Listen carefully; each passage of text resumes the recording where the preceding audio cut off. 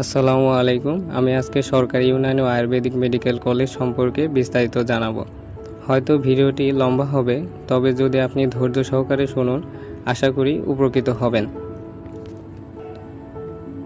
Video শুরু করার আগে আমি আমার পরিচয়টি দিয়ে নেই। আমি অত্র মেডিকেল কলেজ সেকেন্ড পপের একজন শিক্ষার্থী।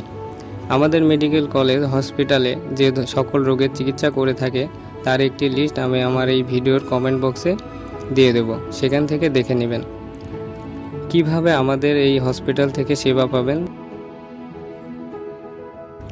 সর্বপ্রথম আপনাকে 10 টাকার বিনিময়ে একটি টিকিট ক্রয় করতে হবে টিকিট কাউন্টার থেকে। সেক্ষেত্রে আপনি যে প্রয়োজনীয় তথ্যগুলো দেবেন সেই অনুযায়ী আপনাকে একটি রুম সাজেস্ট করবেন। তারপরে সেই রুম থেকে ডাক্তার দেখাতে হবে। যেহেতু এখন রোগীর চাপ, তাই আপনাকে লাইন ধরতে হতে পারে। ডাক্তার আপনার হিস্ট্রি নেওয়ার পরে যে পরামর্শগুলো দিবেন, যদি মেডিসিন দিয়ে থাকেন সেক্ষেত্রে যে সকল মেডিসিনগুলো আমাদের হাসপাতালে অ্যাভেলেবল আছে সেগুলো আপনি ফ্রিতে পাবেন। আর যদি অ্যাভেলেবল না থাকে তাহলে আপনাকে এটি বাইরে থেকে ক্রয় করে নিতে হবে। ডাক্তার যদি আপনাকে কোনো থেরাপি সাজেস্ট করেন, সেই থেরাপি রিলেটেড যে ইনস্ট্রুমেন্টগুলো আছে সেগুলো যদি আমাদের হসপিটালে অ্যাভেলেবল থাকে তাহলে আপনি ফ্রিতে পাবেন। আর যদি অ্যাভেলেবল না থাকে তাহলে সেই ইনস্ট্রুমেন্টগুলো আপনার বাইরে থেকে ক্রয় করে দেন থেরাপি নিতে হবে।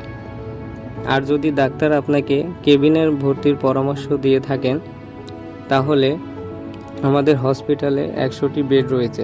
এর মধ্যে অধিকাংশ ফ্রি বেড আর কিছু পেইড বেড।